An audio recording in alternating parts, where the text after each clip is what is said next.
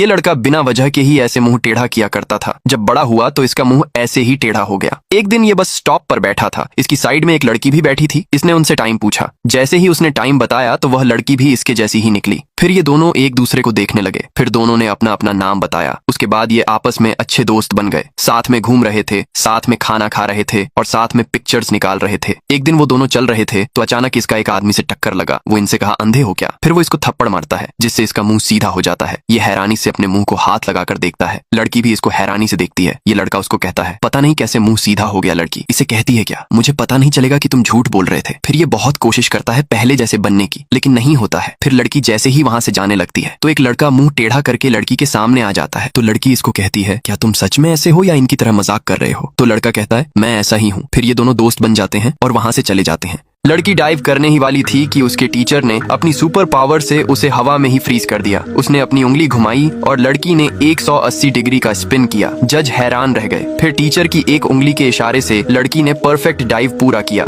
जजेस ने तुरंत उसे परफेक्ट स्कोर दिया। अब उसके ओपोनेंट्स की बारी थी। लड़के ने धक्का दिया और काली ड्रेस वाली लड़की पानी में गिर गई और उम्मीद के मुताबिक उसे 0 नंबर मिले। अब स्विमिंग रेस की बारी थी। लड़के की स्टूडेंट्स शुरुआत से ही पीछे रह गई। विरोधी कोच की चवन्नी मुस्कान देखकर टीचर ने फिर से अपनी सुपर पावर का इस्तेमाल किया, जिससे लड़की अचानक बिजली की तरह तैरने लगी और पहले स्थान पर पहुंच गई। विरोधी कोच अपनी आंखों पर विश्वास नहीं कर पा रहा था। फिर जब दोनों रिले कर रहे थे तो टीचर ने फिर से अपनी उंगली बढ़ाई, जिससे लड़की ने 30 मीटर की छलांग लगा दी। फिर उसके स्कूल ने चैंपियनशिप जीत ली।